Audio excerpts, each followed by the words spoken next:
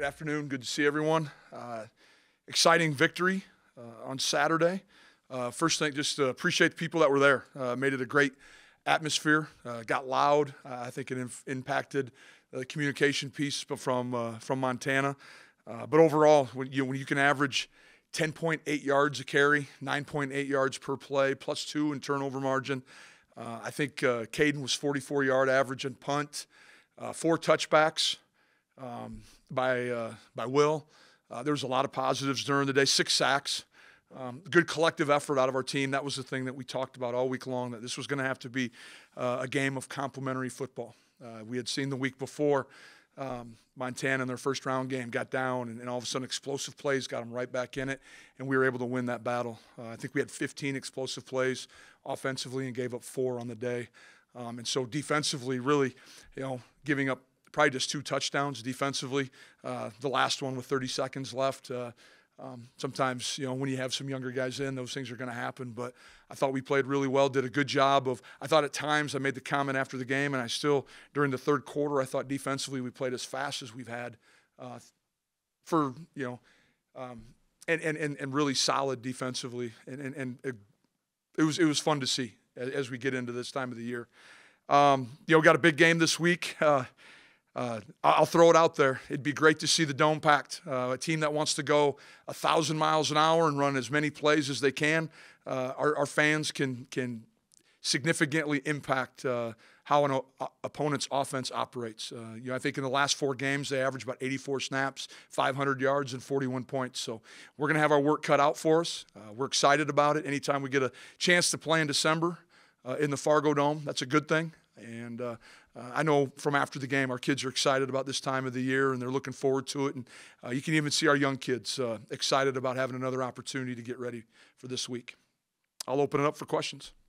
Ready for a Friday night game. Kind of how does that change your guys' prep week? Kind of what adjustments do you guys have to make with that, shorter week? Well, you lose a day because you don't, essentially you lose it. So you're trying to find ways, how can we make up for that lost time? Coaches, talked to them on Sunday when we had our staff meeting at noon. Hey, guys, we do what we do. We can't, more isn't better at this time. We need to just be good at what we do. The plan we have, our kids have to understand it. They got to trust it. We have to play fast. With what they do offensively, Samford, it's not like you're going to have a lot of calls because otherwise you're just going to confuse yourself and hinder your ability to get lined up. So we just got to play really smart. I think we do enough offensively that I hope we don't feel like we need to reinvent anything. I mean, there's man scheme, there's gap scheme, there's zone scheme, outside zone. We can threaten all corners of the field. And so I think our coaches do a really good job of putting a plan together. Our kids will be excited. We'll do a couple things slightly different per practice just to make sure we're ready to go. Offense, you mentioned they get a lot of plays in and they do it quickly. Does that does more pressure fall into a specific position group for you guys defensively? Is there a spot that kind of has to be more tuned in this week? Well, they all do. All 11 guys on the field need to be on the same page from a communication standpoint. But the people that I worry about the most are going to be the opponent side, corner, and safety, because they're the farthest ones away from the signals. And that they're not missing something or not seeing a call getting sent in, and all of a sudden we have 9 of 11, 10 of 11 playing one call, and we have one person playing something else. And so we all need to be on the same page. But we practice against this tempo every week. We have 2 or 3 periods that we dedicate to it, and never with the idea that we don't know if we'll ever play a team that goes fast, but we're not going to get caught just unprepared. Logan Hofstad should be ready to go. Got banged up a little bit, but we anticipate as his strength returns, he'll be good to go. Injury, what shoulder? Shoulder. That's all I know right now. Just shoulder injury, something we can fix later in the year. He'll go though. Spencer's good. Saw him yesterday. He was up watching film, so moving around. The pace that they play with, does it put pressure on your substitutions? Because obviously you like to rotate the D-line. Yep, of course. You're rotating linebackers and corners. How do you kind of obviously you wait to see if they sub and then you get the opportunity to match, but it has to put some pressure on you. Well, it does, because you don't know when that substitution piece could happen. It's going to be either on ball out of bounds, and it has to probably be on our sideline for us to sub. It's going to be on an incomplete pass, It's going to be when they substitute. And so what you'll probably see this week is more of a – probably won't be as synchronized as it's been in the past, where there's been a rep count and we sub. Well, it could be one play and 4 new guys go in, and it's just because the ball was incomplete. I think you have seen, the last game they played against Southeast Louisiana, man, they went lightning fast. But as the game unfolded, I think they kind of slow down and kind of get back into their probably main tempo. But at the same time, we've played teams like this before in the Dome. We've played them on the road. We got to really do a good job. If we can get off the field, our offense can take advantage of it. All of a sudden, teams like this want to slow down, because if you go a couple 3-and-outs, you're never going to get the ball back. And so this week more than ever, complementary football is going to be in full effect. We're going to talk about it all week. We need to stay on the field from an offensive standpoint. We need to create 3rd and nothings. We need to be able to convert. We got to have explosive plays from a special teams. Field positioning is going to be critical. And we got to keep the ball in front of us. Don't give up explosive plays, but they're good. They got guys who've done a great job catching the football. Last week they played their redshirt freshman quarterback. He provides a little bit of unique skill sets. Mercer in the overtime, he's the guy that finished it off for him, closed it out for him. So we got our work cut out for us. But yes, it will impact some substitutions at times. That end, just describe just the way it seems Kobe and Turmeric have settled into a nice 1-2 punch in the backfield. Yep. I guess what do you liked with the injury to Hunter? Those guys seem to kind of be the lead. Yeah, well, those guys were good players before Hunter got hurt. They've been able. You saw last year, both of them have had moments. You look back at last year when we were leaning heavily on Turmeric. In the playoff, he had most of his yards probably late in the season, and he's doing the same thing right now. He's healthy. He feels good about what he's doing. I mean, the long run he had today, or Saturday, excuse me, you don't have that unless you play hard. I mean, he should have been tackled in the backfield. There's guys around his legs, and all of a sudden he spins back out of it, and no one's able to catch him or touch him. Kobe is. I mean, you saw on the second touchdown how fast he really is. That 10-6 100 time he had coming out of Georgia is legit, because everyone all week long was talking about how fast and how good that corner was. Well, that corner couldn't catch him. Guys like Turmeric and Kobe have benefited from, obviously Hunter took a huge brunt to the workload throughout most of the season. Now these guys have relatively fresh legs when you compare them to a lot of opponents. Well, yeah, I think sometimes we like to Hunter only averaged 9 carries a game, and so when we say he took most of the workload, I have to go back and check our numbers to make sure that he wasn't carrying it 15 or 20 times. Western Illinois, he carried the ball 3 times. I don't think he had over. I think because we've had so many guys, we have fresh legs right now, and that means TK. That's Hunter during the season. That's T-Mac. That's Kobe. That's Jalen Bussey. That's Brika Pinu. That's the way we practice. We want to have a stable full of backs, because we want to be able to run the football. We can't ever get caught in the situation we were a handful of years ago in the playoffs, where it was down to a freshman carrying the majority of the carries for us, and after that we didn't have anything. And I think, what was that, 2018, 2017, something like that.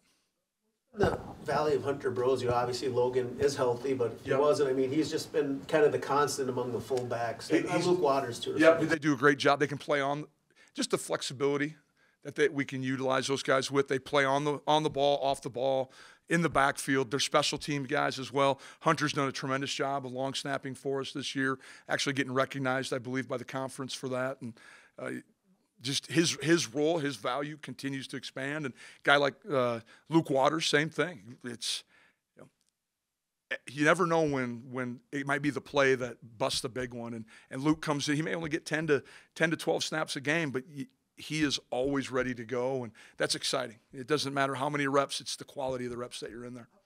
Feel Joe Stuffle looked at coming off the injury. What was your evaluation of him? I think he did okay.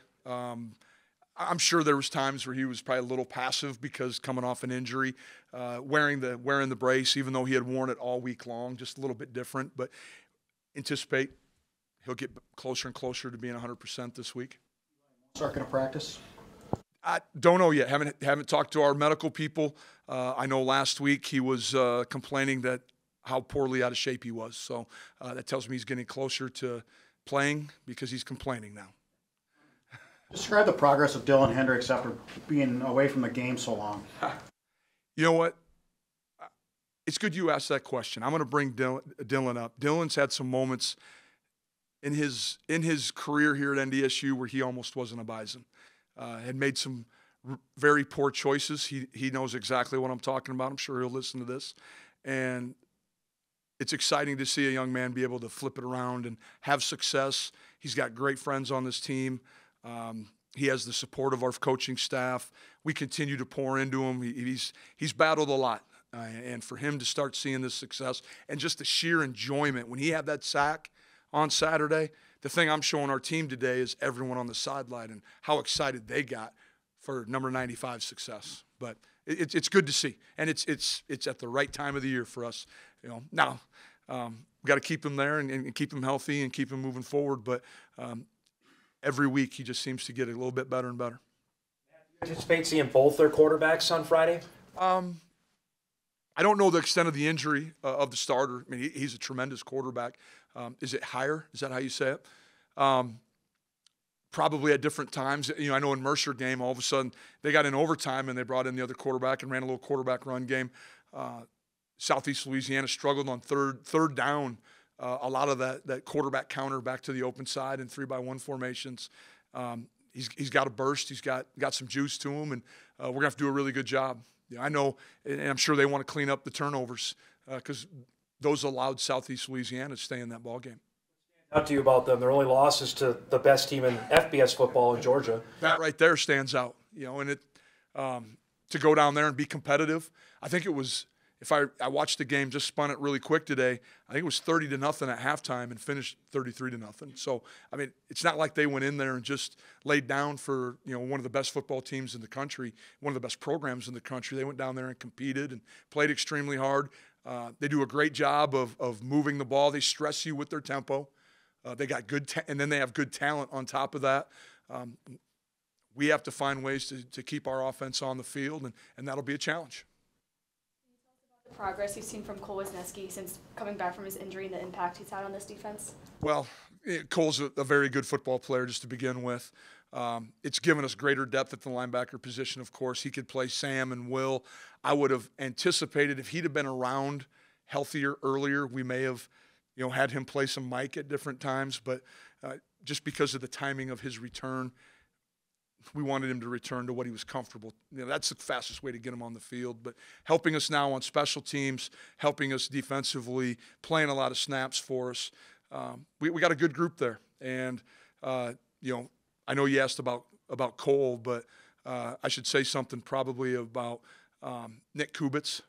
I know those guys have been rotating quite a bit at Mike linebacker and kind of looked like one of the few decisions it was a good decision that we've been rotating those guys because all of a sudden Wirtz goes down with an ankle and Nick comes in and does a really good job. Grant Olson does an outstanding job with those linebackers. But Cole needs to continue to keep playing well.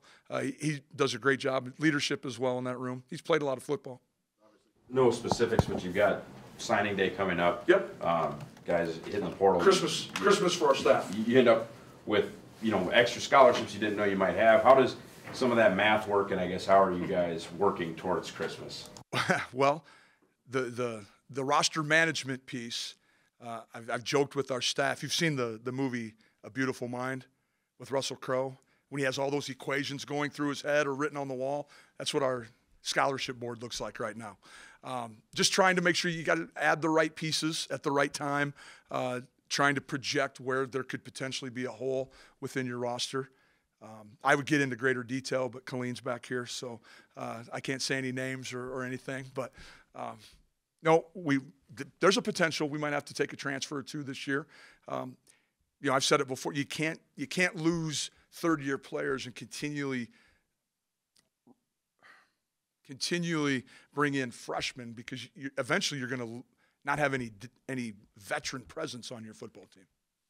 100 guys in the portal by noon today. So how are you juggling, looking at that, also worried about your football team and the incoming class? Well, we're a developmental program, so high school kids are going to be our emphasis always. And We had 16 high school kids. Well, we had 16 individuals on official visits this weekend. The majority of them were high school. We had a couple transfers that were here visiting as well. And so we're going to emphasize those guys. We got to get to December 21st. This is always the scary time of the year because when somebody loses someone at institutions A, B, and C, where do they look? I think we do a really good job of the evaluation piece. And so we got to make sure we got our claws into these young men and families so that they finish up being Bison on the 21st. And then what you said, I don't know if that was 700 just today went in, but up until today there was 600. I think there was 600 FCS players that had gone in. So it's going to hit 2,000 here shortly, probably overall, just within about a 3-week period. And I don't know if that was. I don't know if when we created the transfer portal, if that was what we intended it to be, was 2,000 kids looking for another opportunity. I know last year only 40% of those who entered the portal actually found a place to play. The play of Jackson Dudenheffer and Cody Heisman as the season has progressed. Yeah. Talk about Cody Heisman. What a big play on Saturday. 10 weeks ago, I don't know if he could have done that. And so that practice. Making sure you're locked into the details, paying attention to the fundamentals and the technique, listening to your coach, being engaged, but also having the confidence to go out there in a playoff game and make a big-time play. I think it was on 3rd down, and we just ran a little, ET game, and Dylan got turned loose. Quarterback kind of stepped up, and Cody stepped right into it, got a strip sack. You saw everyone fighting to get the scoop, and Cole Wisniewski was able to land on it in the end zone. But big-time play, and then all of our young guys. Jackson had some violent tackles on Saturday on the quarterback as he was trying to step up in the pocket. And, got to remember he was a young man who had numerous FBS offers. And, it's always great when you get to recruit young men that when they come in your office and say, Coach, it's always been a dream of mine to be a Bison. Those are the fun ones to recruit because it doesn't take very much.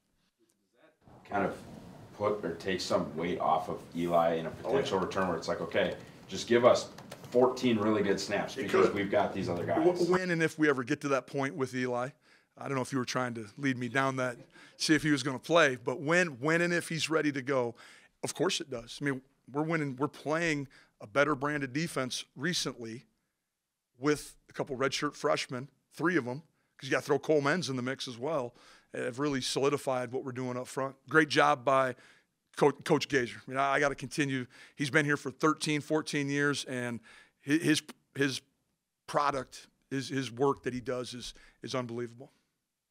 I don't know how many plays you did, but I think you flipped Cody to like the ogre spot and had Brock. And was that more of a function of losing some depth at tight end, or was that just kind of to give a different look? I think no, that was just the first point you made. A little bit thin at tight end. We wanted to see how Joe was. We felt like if we could put Cody at tight end, let him still kind of have the communication piece on the perimeter, he could help Jake next to him. Jake Rock is who you're referring to. Yep. A more challenging year for you and your coaching staff just because of some of the question marks on the defensive line, maybe the young guys and the linebackers, and then all the injuries you've had. Have you had to work through a season that's maybe been a little bit different for you and your staff than you have in the past? Probably a little different. Reminds me probably a little bit of 2016. There were some moments there where I had to work through a lot of things. I mean, had some big-time, marquee names go down that year. But that's why they call you coach. You got to coach them all, and that's one thing that we emphasize here is the way we practice with double reps. You guys have all been to fall camp and spring ball. You've seen it. Those reps matter. At some point, the light bulb comes on, and you just got to, stay with them, keep coaching them.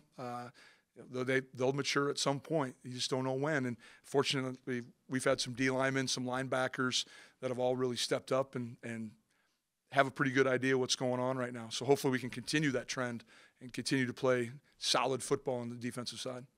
Aha moment maybe for like Jackson and for Cody plays like that? Yeah, you're exactly right. And sometimes it's just, for a guy like Jackson, we joked about, his first collegiate sack, which I can't remember what game it was. It was a home game. But all of a sudden, I think the light bulb, I can do this. I can play here. I can make plays. I have value. And when a young man believes, you don't know what he's capable of. We always we joke about the space between the ears is the most important. That's the difference between good and great. Is that space that is there. When you're getting recruited against where you don't throw the ball, and then one of your alums wins Offensive Rookie of the Month in the NFL.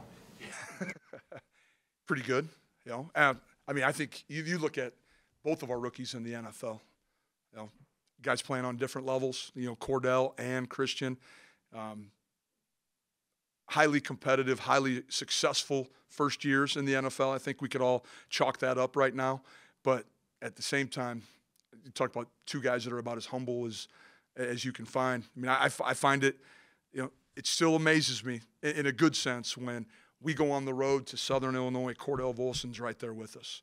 We're home. I can't remember what game it was here recently. Christian has a huge game on Thursday night. Yeah, and where's he want to spend his weekend? I mean, you only get so much time off in this business, but he's going to be in Fargo. And so just the frequency that our kids want to come back and still continue to be Bison is pretty special. I don't think it's like that everywhere.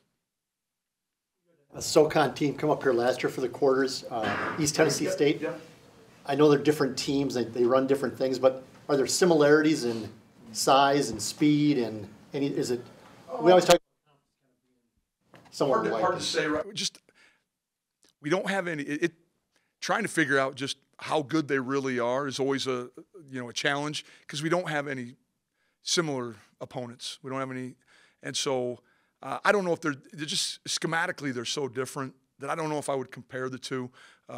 East Tennessee would jump under center at times and have more bigger bodies on the field per tight ends and sometimes just don't see that necessarily with Coach Hatcher's doing what he wants to throw the ball and they've done it really well and they've taken advantage of with their tempo and score a ton of points. And on Wirtz, I know he was okay. Yeah, we were told on Saturday. We were told he was okay to go. I just think that thing tightened up, and then all of a sudden, long drive, it just gets stiff. And at one point, it's like we're done for the day. Start the rehab process. Nick Kubitz has played a ton of football for us, and Nick played a really good game for us on Saturday. Rather than go down that rabbit's hole and we injure it worse, or he comes back on Sunday and it's really bad. Let's be done right now and get him in the ice bath. Let's start the process.